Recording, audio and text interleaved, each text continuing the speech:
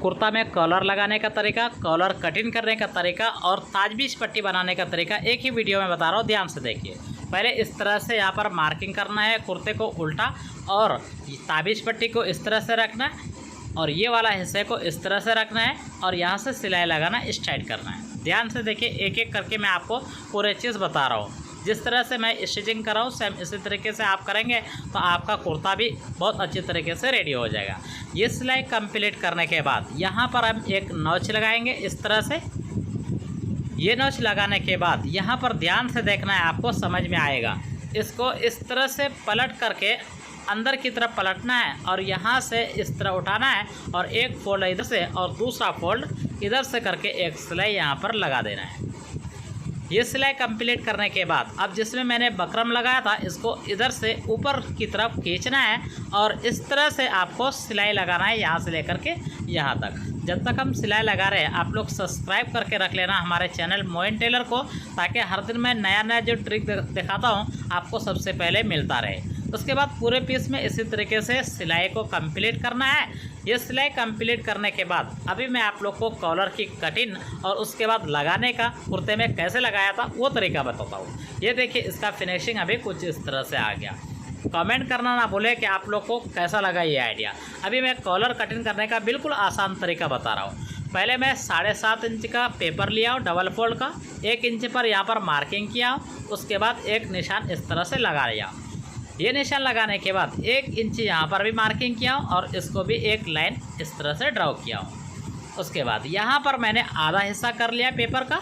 अब इस जगह से मैं यहाँ पर एक शेप लगाऊंगा और दूसरा शेप इस जगह से हम 1-1 इंच पर हम लगाना स्टार्ट करेंगे। ध्यान से देखिए, सेम इसी तरीके से आप कॉलर कटिंग करेंगे तो आपको बहुत ही इजी तरीके से मालूम हो जाएगा। मैंने एक कॉलर का कटिंग बहुत आसान तरीके से बताया था, इसलिए आप लोगों ने बताया कि आप मेजरमेंट करके आप बताइए, इसलिए मैं ये वीडियो आपके पास शेयर कर रहा हूँ। यहाँ से कटिंग करने के बाद अब ऊपर वाला हिस्सा भी इस तरह से कटिंग करना है।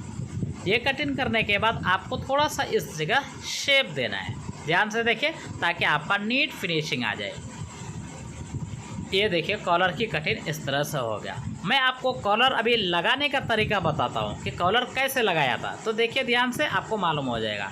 ये कुर्ता का गला है। अब ये कॉलर का मैंने फिनिशिंग करके रखा है। अब आपको पहले कॉलर को एक सेंटर नॉच लगा देना और कुर्ते में भी एक नॉच लगा देना है। अब इस तरह से चेक करना कि परफेक्ट आ रहा है या नहीं आ रहा। ये अगर परफेक्ट है तो हम इसको कॉलर को कपड़े के ऊपर यानी कुर्ते के ऊपर उल्टा रखेंगे, कुर्ते को उल्टा रखेंगे और कॉलर को सीधा रख करके हम सिलाई लगाना स्टार्ट करेंगे। लेकिन ये जो नॉच है कॉलर और कुर्ते का दोनों को इस तरह से मिला करके एक सिलाई लगाना। लेकिन याद रखना, यहाँ पर भी हम एक्स्ट्रा कपड़ा नहीं निकालेंगे बाहर, बिल्कुल परफेक्ट रखेंगे और इस तरह से फोल्ड करके हम ऊपर की तरफ भी हम सिलाई लगाना स्टार्ट करेंगे।